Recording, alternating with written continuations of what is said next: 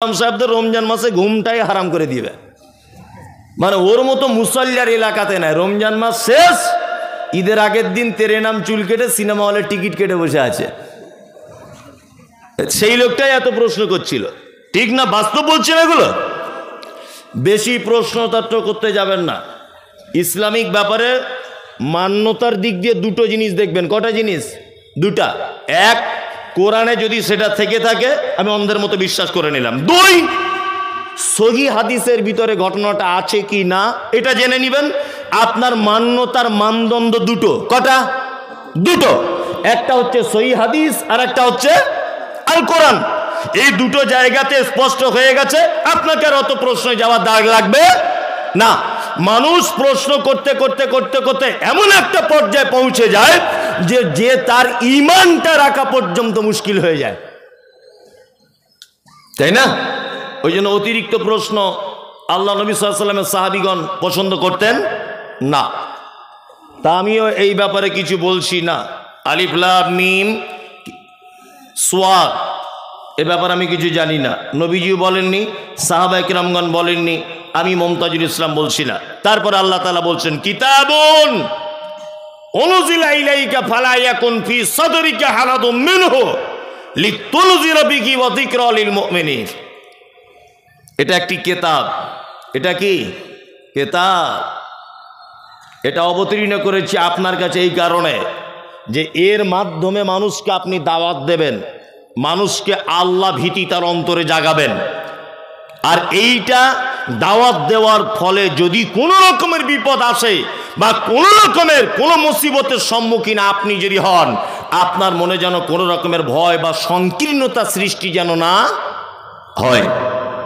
আর এটা মোমেনদের জন্য কি উপদেশের বাণী। এই জায়গাটা একটা কথা বলি, তাহলে মানুষের কাছে দাওয়াত দেওয়ার মূল বই কি? মূল কিতাব আল কোরআন, তাই না? আমি এই সত্য কথাগুলো টেনে টেনে কোরআন মাজিদ থেকে বার করে করে জাতির সামনে যখন বলি, এক শ্রেণীর আলেম ওলামারা তখন আমার মা বোন তুলে গালাগালি দেয়। আল্লাহ তাআলা বলছেন, কিতাবুন উনজিলা ইলাইকা ফালা ইয়াকুন ফি সাদরিকা হারাদুম মিনহু। আপনার কাছে এটা কোরআন অবতীর্ণ করেছি, এর মাধ্যমে আপনি মানুষকে আল্লাহর ভয় দেখান, জাহান্নামের ভয় দেখান। এক কথায় এইটা দিয়ে আপনি তবলিগ করুন মানুষকে। কি দিয়ে তবলিগ করা লাগবে? কি দিয়ে? মানুষকে এইটা দিয়ে তবলিগ করা লাগবে। এইবার আপনাকে আর একটা কথা বলে রাখছি, এইটা আমার বক্তব্যের প্রাসঙ্গিক থেকেও আলাদা।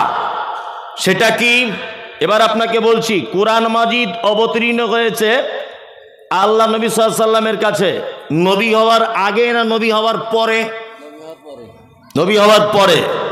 আল্লাহ নবী সাল্লাল্লাহু আলাইহি ওয়াসাল্লাম বাচ্চা থেকে 40 বছর পর্যন্ত ভালো মানুষ ছিলেন না ছিলেন না? ছিলেন। 40 বছরে নবুয়তি লাভ করেছেন। উনি যে যুগে জন্মগ্রহণ করেছেন তার নাম আইয়ামে জাহেলিয়াত, অর্থাৎ মূর্খতার যুগ। মূর্খতা, এত মূর্খতা যে বাপ তার বেটির সঙ্গে রাতের বেলা শারীরিক সম্পর্ক করত।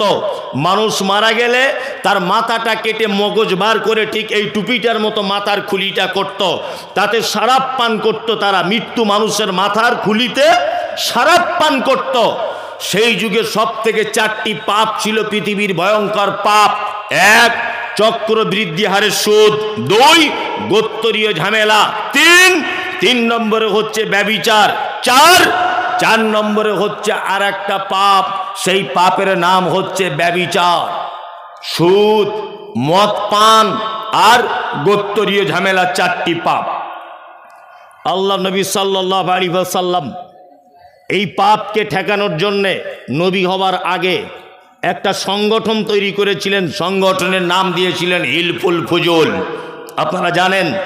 আর এই হিলফুল ফুজুল সংগঠনের মাধ্যমে যুবকদের দায়িত্ব দিয়ে এই অসভ্য জাতিকে আবার আলোর দিকে ফেরত আনার জন্য তিনি আপ্রাণ চেষ্টা চালাচ্ছিলেন। আর এরই মাঝখানে তিনি চলে যেতেন জাবালে নূর বলে একটি পাহাড়। সেই পাহাড়ের একেবারে উঁচুতে একটা গুহা, তার নাম হীরা। হীরা গুহাতে আল্লাহর ধ্যান করতেন। হঠাৎ করে একদিন জিবরিল এলেন। ঘটনা কেটে কেটে দিয়ে বলছি। জিবরিল এসে বলছেন যে আপনি পড়ুন। আল্লাহ নবী সাল্লাল্লাহু আলাইহি ওয়াসাল্লাম বলছেন আমি পড়তে জানি না। জিবরিল আমিন আল্লাহ রসুলকে চেপে ধরলেন, ধরে বললেন পড়ুন। বলছে আমি পড়তে জানি না।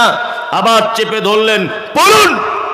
আল্লাহ নবী সাল্লাল্লাহু আলাইহি ওয়াসাল্লাম তিনি পড়লেন ইকরা বিইসমি রাব্বিকাল্লাযী খলাক। 5টি কোরআনের আয়াত অবতীর্ণ হলো। এইখানে আপনার কাছে আমার প্রশ্ন, সেটা হচ্ছে এই আল্লাহ নবী সাল্লাল্লাহু আলাইহি ওয়াসাল্লাম সর্বপ্রথম অসভ্য জাতিকে পরিবর্তন করার জন্য কাদের কাজে লাগিয়েছিলেন? হিলফুল ফুজুল সংগঠন দিয়ে। কাদের? যুবকদেরকে। নাম্বার 2, এতদিন পর্যন্ত জাতিকে পরিবর্তন করার জন্য নিজস্ব জ্ঞান ব্যবহার করছিলেন, নিজস্ব জ্ঞান দ্বারা জাতিকে পরিবর্তন করার চেষ্টা করছিলেন। আল্লাহ তাআলা হীরা গুহাতে ডেকে নিয়ে বলছেন, নবী আপনি তো লেখাপড়া জানেন না, তার মানে আপনার পক্ষে সমাজ পরিবর্তন করা সম্ভব নয়। ওই জন্য পবিত্র আল কোরআনের যে বিষয়ে প্রথমে আয়াত অবতীর্ণ হলো ইকরা, আপনি প্রথমে পড়ুন। তার মানে বোঝা যায় শিক্ষিত মানুষ দিয়ে সমাজ পরিবর্তন করা সম্ভব। সমাজ পরিবর্তন করতে গেলে 3টে জিনিস দ্বারা সম্ভব। 1, ঐক্যবদ্ধ। আল্লাহ নবী সাল্লাল্লাহু আলাইহি ওয়াসাল্লাম ঐক্যবদ্ধ যুবকদেরকে নিয়ে সমাজ পরিবর্তন করতে চেয়েছিলেন। 2, যুবকদেরকে নিয়ে পরিবর্তন করতে হবে। সমাজের উন্নতি ঘটাতে হবে কাদের নিয়ে? যুবকদের। আর আমাদের, আরে বাবা, মসজিদের সেক্রেটারি কে? বলছে ফটিক চাচা তুমি হও। চাচার বয়স কত? না 75 বছর। ও তো নিজেই পেচ্ছাপ পায়খানা করে ফেলবে কাপড়ে, ও কি দায়িত্ব পালন করবে?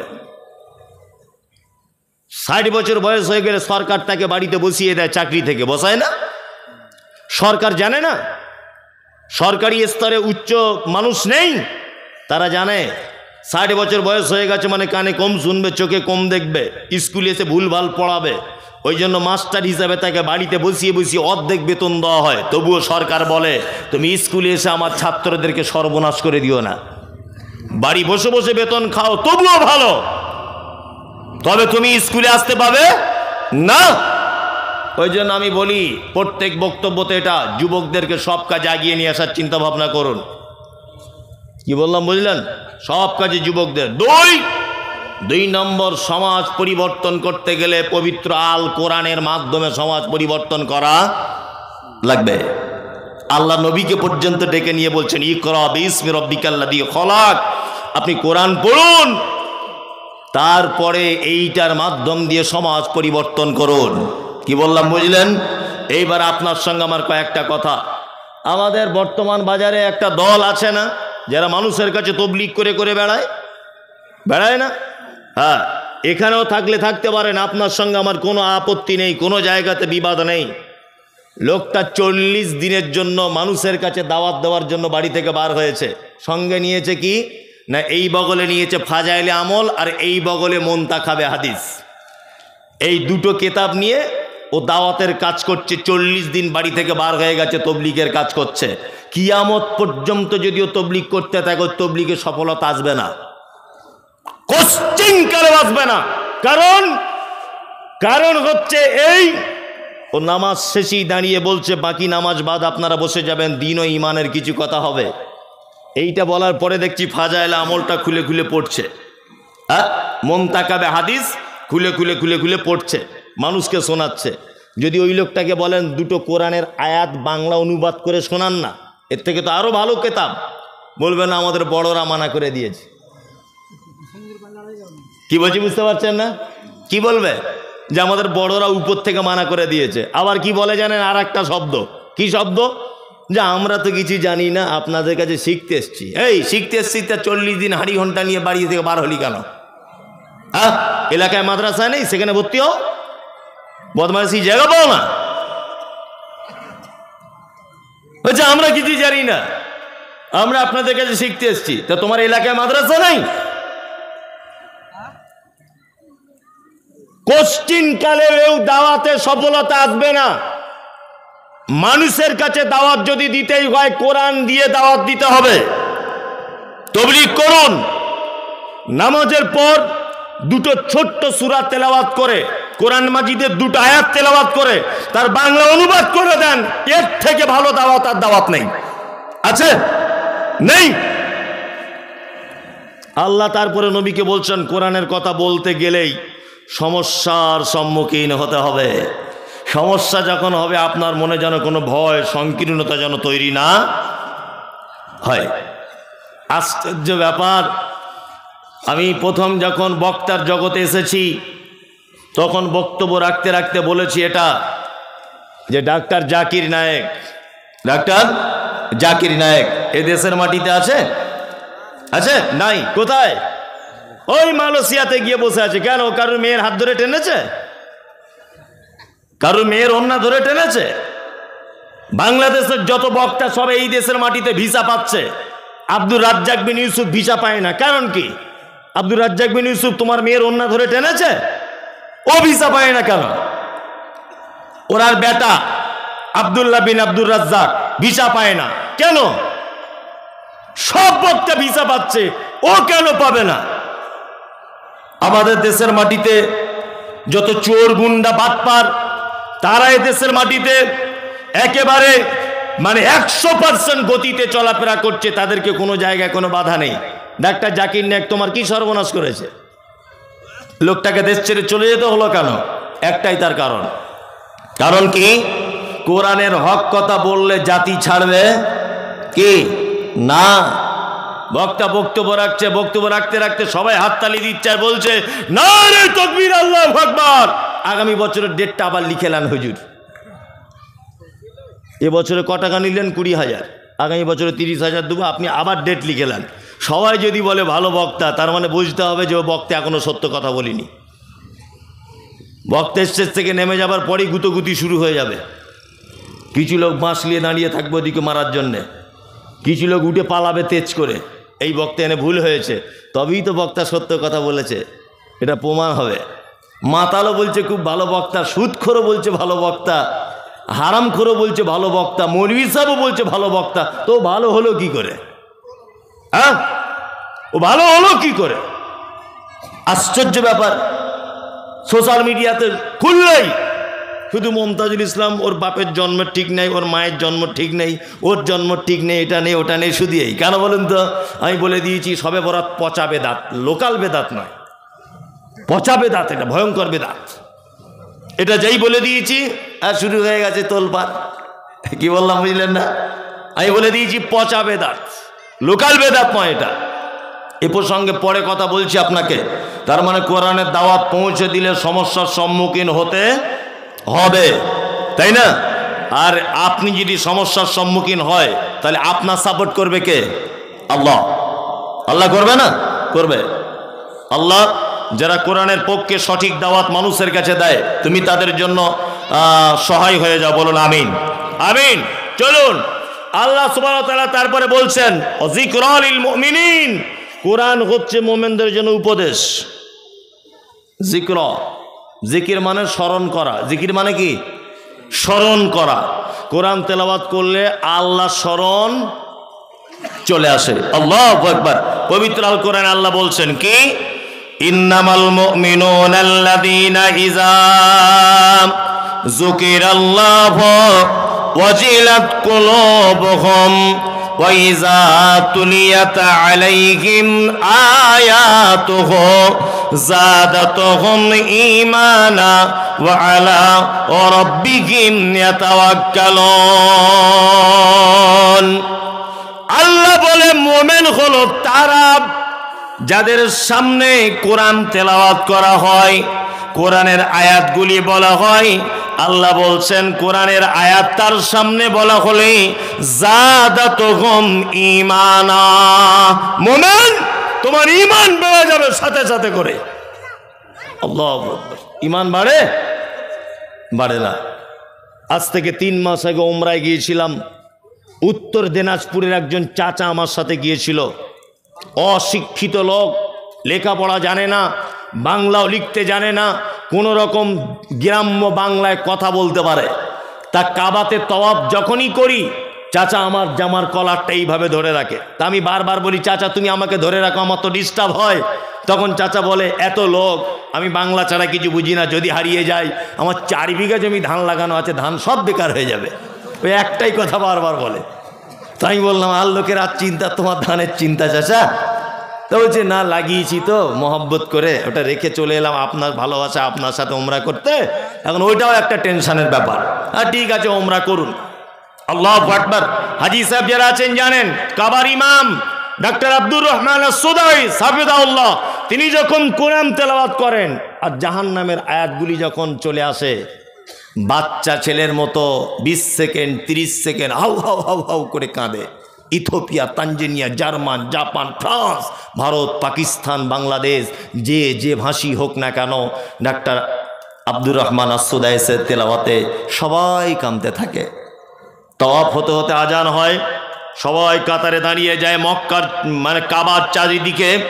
আমিও দাঁড়িয়ে গেলাম, আমার ডান দিকে চাচা দাঁড়িয়েছেন উত্তর দিনাজপুরের। কাবার ইমাম তেলাওয়াত করছেন, ইয়াউমা তারাউনাহা তাযখালু কুল্লু মুরজিআতিন আম্মা আরজাআত ওয়া তাযাউ কুল্লু যাতি হামলিন হামলাহা ওয়া তারান নাসা সুকারা ওয়া মা হুম বিসুকারা ওয়ালাকিন্না আযাবাল্লাহি শাদীদ। সূরা হজের আয়াত কাবার ইমাম তেলাওয়াত করছেন। বাংলা মানে হলো এই, আল্লাহ বলছেন কিয়ামতের দিনটা এত কঠিন দিন, গর্ভবতী মা কিয়ামতের দিনে দাঁড়িয়ে থাকবে, তার বাচ্চা নিচের দিক দিয়ে হয়ে যাবে, বুঝতে পারবে না। দুগ্ধ দানকারিণী মা তার বাচ্চাকে দুধ পান করাতে ভুলে যাবে, আর মানুষগুলিকে দেখা যাবে সব যেন তারা মাতাল। আল্লাহ বলে ওমা হুম বিসুকারা, একজনাও তারা মদ পান করেনি, ওয়ালাকিন্না আযাবাল্লাহি শাদীদ, শুধু আমার কঠিন আযাব, এই আযাবের ভয়ে মানুষ থর থর থর থর থর থর করে মাতালের মতো থাকবে, কাঁপবে, মাতালের মতো অভিনয় করবে কিয়ামতের মাঠ। এই আয়াতটা যখন তেলাওয়াত করছেন আব্দুর রহমান আস-সুদাইস বাচ্চা ছেলের মতো হাউ হাউ করে কাঁদছেন। আমি মুমতাজুল ইসলাম একটু আধটু আরবি বুঝি, একটু আধটু পুরুনা বুঝলেও কোরআনের এই আয়াতটা যখন আমারও স্মরণ হয়ে গেল, আমার চোখ দিয়েও পানি পড়তে শুরু করে দিল। আমার পাশে যে চাচা দাঁড়িয়ে আছে নিরক্ষর চাচা, দেখলাম বাচ্চা ছেলের মতো আমার থেকেও জোরে জোরে হাউ হাউ করে কাঁদছে। নামাজের পরে চাচাকে নিকটে ডেকে বললাম, চাচা আমি না হয় আলেম মানুষ, কিছু বুঝলাম বলে কাঁদলাম, তুমি কেন কাঁদলে বলো? চাচা বলছে, মুমতাজুল আমার বয়স 60 থেকে 65 বছর, তুমি আমার বেটার বয়সী, তবে শোনো কোরআন শুনলে যে ঈমান বেড়ে যায়। পৃথিবীতে এতদিন বেঁচে আছি, প্রায় আমার 50 বছর নামাজ ধরা হলো, বাচ্চা বয়স থেকে নামাজ পড়ি, কিন্তু কোরআন শুনলে কখনো চোখ দিয়ে পানি এলো না। আর আজকের কাবার ইমামের তেলাওয়াত শুনে এত ভালো লেগেছে, চোখ দিয়ে পানি চলে এলো। আমি বললাম, চাচা ভালো লাগেনি, এটা আল্লাহর ওয়াদা। আল্লাহ বলেছেন যাদাতুহুম ঈমানা, মুমিনের সামনে যখন কোরআন যখন তেলাওয়াত করা হবে, মুমিনের ঈমান তখন যেন বেড়ে যাবে, ঈমান বেড়ে যাবে মুমিনের। কোরআন তেলাওয়াত শুনলে ঈমান বাড়ে? বাড়ে না। এই যে রমজান মাস আসছে, ইমাম সাহেব যদি 10 মিনিট তারাবির জায়গায় 15 মিনিট করে দেয়, ওর চাকরি 12:30 বেজে যাবে, যাবে না? বেতের নামাজ নিয়ে 1 ঘন্টা লাগছে ইমাম সাহেবেরও, একটু ভদ্রভাবে তেলাওয়াত করছে মাখরাজ সহকারে। মুসল্লিরা বাইরে এসে মিটিং করছে আর বলছে ইমাম সাহেব পাল্টাতে হবে। সারাদিন কাজ করে কি আর 1 ঘন্টা দাঁড়িয়ে থাকা যায়? ভালো করে বুঝবেন। কমিটি চাপে পড়ে ইমাম সাহেবকে বাদ দিয়ে দিল 15টা রোজাতে। আবার আর একটা ইমাম সিলেক্ট হয়েছে, বাচ্চা করেছিল অল্প বয়স, সে এসে একটা চাচাকে জিজ্ঞেস করছে, চাচা 15টা রমজানে তো আর ইমাম চেঞ্জ হয় না, তো কি ব্যাপার 15টা রমজানে আপনাদের ইমাম চেঞ্জ হলো? বলছে গরুর গাড়ির মতো কোরআন পড়ে, ঘোড়ার ডিম, খুব দেরি হয়, এই জন্য ওকে বাদ দিয়ে দিয়েছে। তাই বলছে হ্যাঁ। এখন এ মাদ্রাসায় পড়া ছেলে বুদ্ধিমান, এ বুঝতে পেরেছে তাহলে নিশ্চয় যে যত তাড়াতাড়ি পড়াতে পারবে তত বড় ইমাম, চাকরি আমার মোটামুটি লংজিভিটি বাড়বে। ওর লাগতে 1 ঘন্টা, এ মোটামুটি 35 মিনিটে বেতের টেতে সব শেষ করে দিয়েছে। মুসল্লি তখন বাইরে এসে বলছে, এই হচ্ছে শালা বাপের বেটা ইমাম। আর আগে যে ছিল ধুর ঘোড়ার ডিম, কিছু জানে না কোরআন পড়তে, এত লেট হয়। তার মানে আমাদের কাছে যে যত গতিতে তেলাওয়াত করতে পারবে সে তত বড় ইমাম। অথচ আল্লাহর ভাষা কি? আল্লাহ বলছেন আয়াতুহু যাদাতুহুম ঈমানা ওয়া আলা রাব্বিহিম ইয়াতাওয়াক্কালুন। মুমিন হলো তারা যাদের সামনে কোরআনের আয়াত তেলাওয়াত করা হবে, আল্লাহ নিজে বলছেন যাদাতুহুম ঈমানা, কোরআনের একটা আয়াত শুনলে তার ঈমান বৃদ্ধি পাবে, ঈমান বাড়বে তার। কি বললাম বুঝলেন? কোরআন তেলাওয়াত করি, কোরআন তেলাওয়াত করি, ও আনন্দবাজার পত্রিকা পড়ে, সময় নাই। সময় আছে? আল্লাহু আকবার। এই যে মাঘে রমজান আসছে না, কয়েকদিন পর, 2-3 দিন পর, আল্লাহ সুবহানাহু ওয়া তাআলা কি বলছেন? ইয়া আইয়ুহাল্লাযীনা আমানু, এই তোমরা যারা ঈমানের স্বীকৃতি প্রদানকারী তোমরা শোনো, কুতিবা আলাইকুমুস সিয়াম, তোমাদের উপরে সিয়াম অর্থাৎ রোজাকে কি করা হয়েছে? ফরজ করা হয়েছে। কামা কুতিবা আলাল্লাযীনা মিন ক্বাবলিকুম, যেমন তোমাদের পূর্ববর্তীদের উপরেও ফরজ করা হয়েছিল, লাআল্লাকুম তাত্তাকুন, যাতে তোমরা পরহেজগার হতে পারো। তাকওয়া, আল্লাহ ভীতি যাদের তোমাদের ভিতরে তৈরি হয়, এই জন্য আমি রমজানের সিয়ামকে কি করলাম? ফরজ করলাম। সিয়াম পালন করি তো?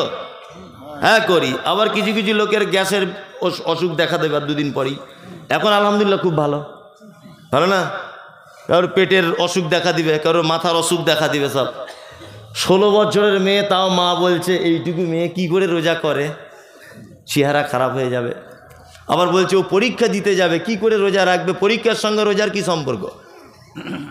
হ্যাঁ, যুবক ছেলে 16, 17, 18 বছর বয়স, ওর মা বলছে আমার বাচ্চা ছেলে ভোরবেলাতে উঠতে পারে না। তোমার বাচ্চা ছেলে রাত 2টো পর্যন্ত ফিল্ম দেখতে পারে মোবাইলে, তখন অসুবিধা হয় না, তোমার বাচ্চা ছেলে সাহারির সময় উঠতে পারে না? আশ্চর্য ব্যাপার। খুব সাবধানে থাকবেন। এই রমজান মাস এটা বরকতপূর্ণ মাস নয়? আপনারা সকলেই জানেন। আমাদের বাড়িতে মেহমান এলে কি করি? আমি যদি এখন আপনার বাড়িতে যাই, তা আপনার স্ত্রী কি করবে? যে বিছানার চাদরটা খাটের উপরে বিছানা আছে ওটা তুলে দিয়ে নতুনটা পেতে দিবে ভালো করে, পারবে না? হ্যাঁ। বাথরুম ঘরটা পরিষ্কার করে রাখবে। মমতাজুল ইসলাম আসছে আমাদের বাড়িতে, যা তা কথা নয়। প্রতিদিন যেমন মাংস রান্না করতো তেমন করবে না, একটু স্পেশাল করে যে ভালো করে খাওয়াতে হবে হুজুরকে, করবে না? আল্লাহ নবী সাল্লাল্লাহু আলাইহি ওয়াসাল্লাম বলছেন ইজা দাখালা রমজান, রমজান যখন প্রবেশ করে, ফুতিহাত আবু আবু সামা, আল্লাহ ফেরেশতাদেরকে বলে ফেরেশতারা এসব এদিকে চলে এসো, আসমানের দরজা খুলে দাও, তাড়াতাড়ি করে আসমানের দরজা খোলো, আমার রমজানের মেহমান তারা সব আসছে রমজানে। আল্লাহু আকবার। আল্লাহ নিজে জান্নাতকে সাজান। আল্লাহ গুল্লিকাত আবু আবুর নার, আর জাহান্নামের দরজাকে বলা এই চলো তুমি আটকে যাও, রমজান মাস চলছে। অসুল সিলাতি শায়াতিন, শয়তানদেরকে লোহার জিঞ্জিলে করে বেঁধে দেওয়া হয়, কারণ রমজানের সম্মানে, তাই না? রমজানে কি সম্মান? রমজানে এত সম্মান কেন? রমজানের এত সম্মান কেন? আল্লাহ তাআলা বলছেন শাহরুর রমাজান আল্লাযী উনজিলা ফীহিল কোরআন, এটা হচ্ছে সেই রমজান যে রমজানে কোরআন অবতীর্ণ করা হয়েছে, তাই না? এখন পলাশিতে এলেই কিন্তু সে নবাব সিরাজের যুদ্ধের কথা, আমবাগানের একটা স্মৃতি মনে পড়ে যায়, যায় না? পলাশিতে এলেই মনে হবে এই সেই পলাশি। এর নাম এত বিখ্যাত কেন? এখানে নবাব যুদ্ধ করেছিল ব্রিটিশদের সাথে আমবাগানে, এই জন্য তো পলাশির এত নাম। হ্যাঁ, কলকাতার এত নাম কেন?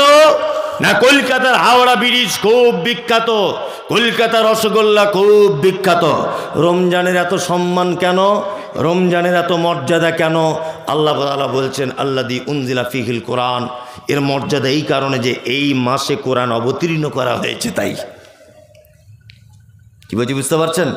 রমজানে সিয়াম অর্থাৎ রোজা অবস্থায় যত আমল আছে, কোরআন তেলাওয়াতের থেকে বড় আমল আর কোনো আমল নাই।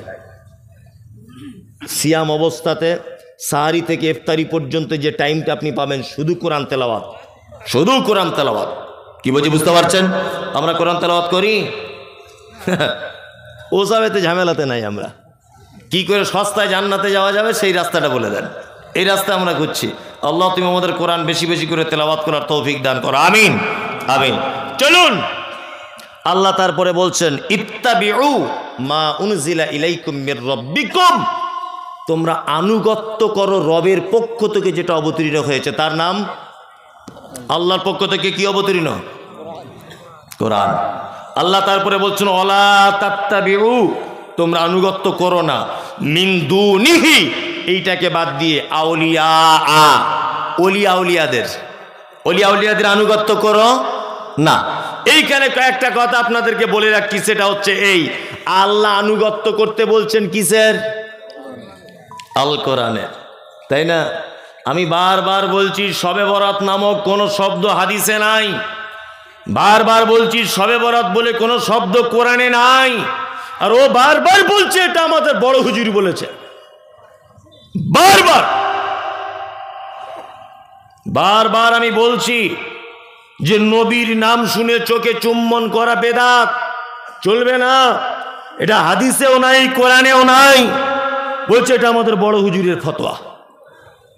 বারবার এ কথা বলছি, বারবার, যে আপনি বেদাত থেকে সাবধানে থাকবেন, এটা করা চলবে না।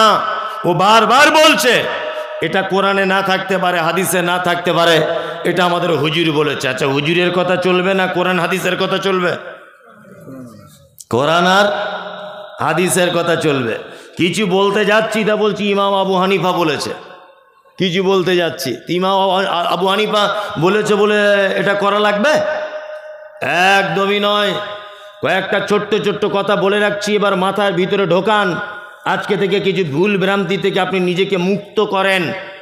এক, আল্লাহ পবিত্র আল কোরআনে বলেছেন ইয়া আইয়ুহাল্লাযীনা আমানু, তোমরা যারা ঈমানের স্বীকৃতি প্রদানকারী, আতিউল্লাহ, আল্লাহর আনুগত্য করো, ওয়া আতিউর রাসূল, রাসূলের আনুগত্য করো, ওয়া উলিল আমরি মিনকুম, তোমাদের ভিতরে যারা উলিল আমর অর্থাৎ যারা নেতা, ধর্মীয় ব্যাপারে পণ্ডিত, তোমরা তার আনুগত্য কি করো। এইখানে যারা মাযহাব মেনে চলে তাদের একটা দলিল, তারা দলিল পেশ করে। কি পেশ করে? উলিল আমরি মিনকুম। কোরআন আর হাদিস বাদ দেওয়ার পরে পরে কি করতে হবে? উলিল আমরি মিনকুম, নেতাদের আনুগত্য করতে হবে।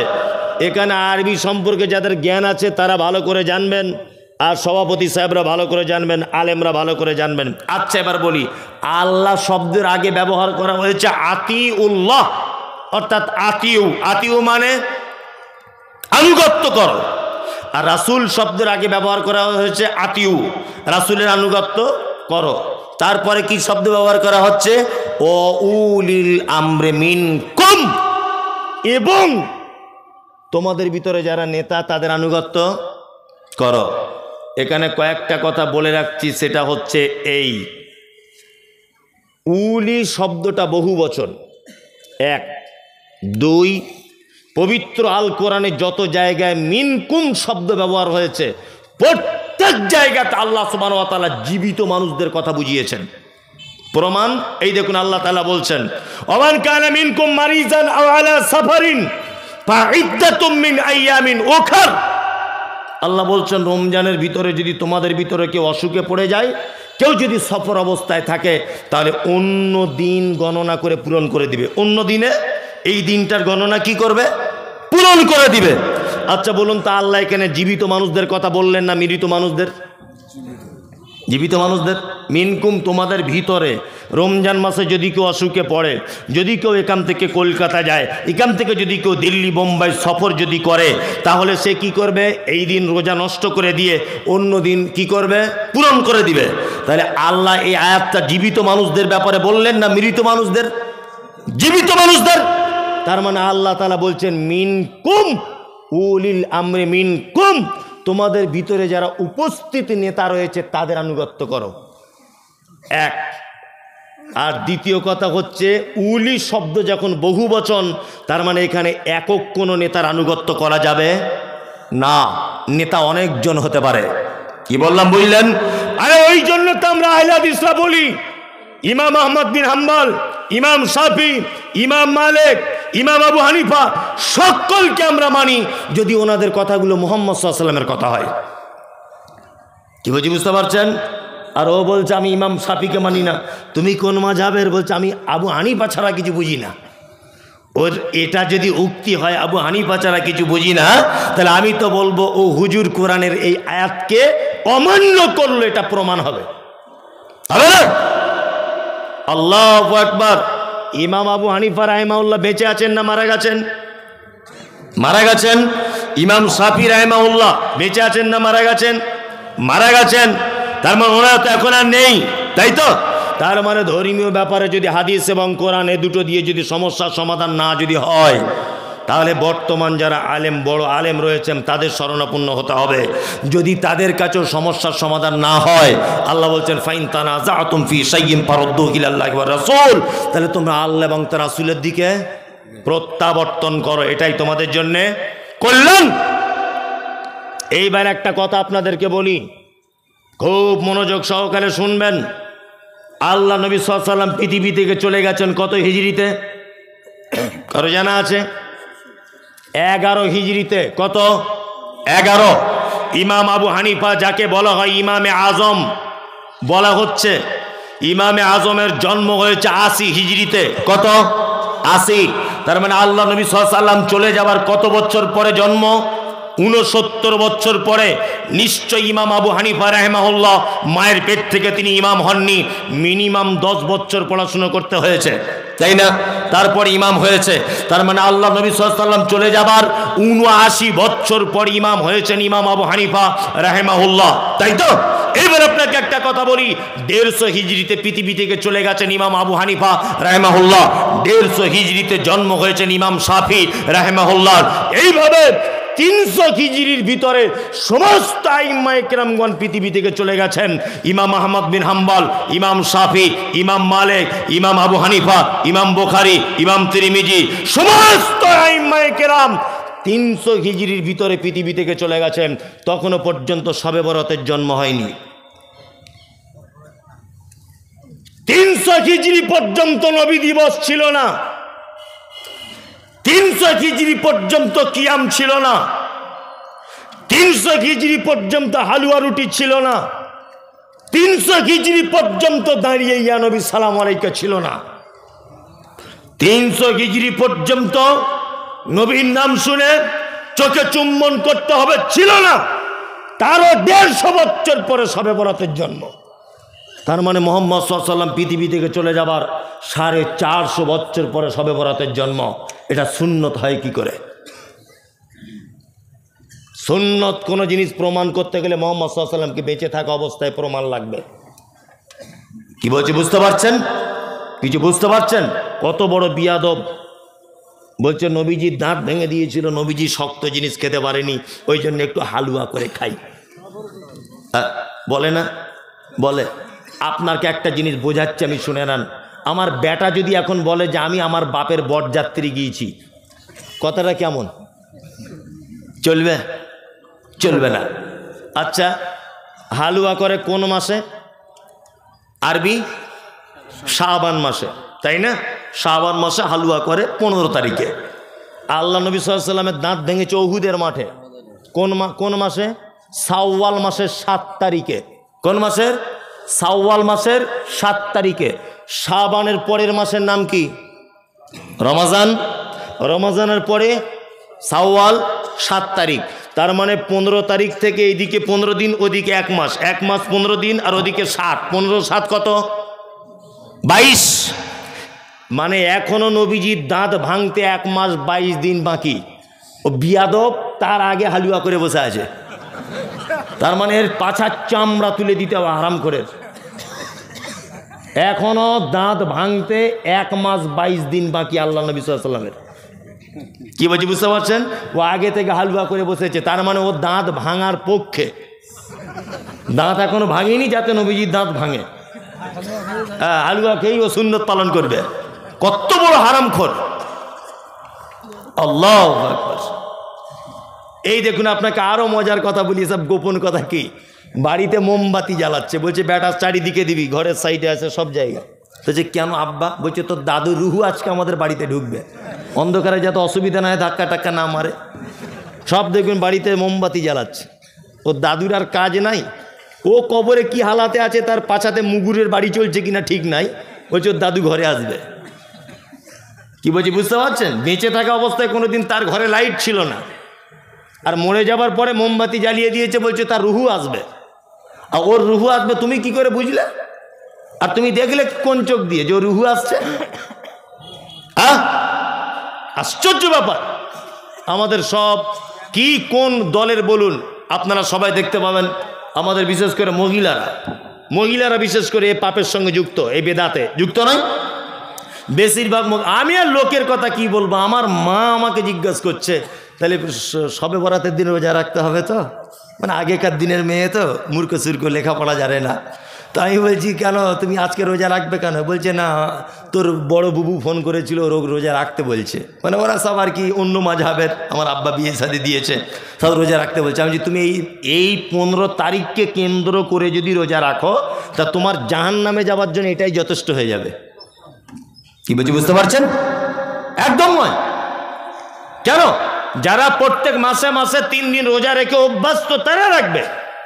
কেউ যদি ঢং করে বলে সবে বরাতের দিন 15ই শাবানে সিয়াম পালন করতে হবে, তাহলে এটা বেদাত। আর মুহাম্মদ সাল্লাল্লাহু আলাইহি ওয়াসাল্লাম কি বলেছেন? কুল্লু বিদাতিন দালাল ওয়া কুল্লু দালালাতিন ফিন্নার। প্রত্যেক নতুন আবিষ্কৃত ইবাদত হচ্ছে ভ্রষ্টতা।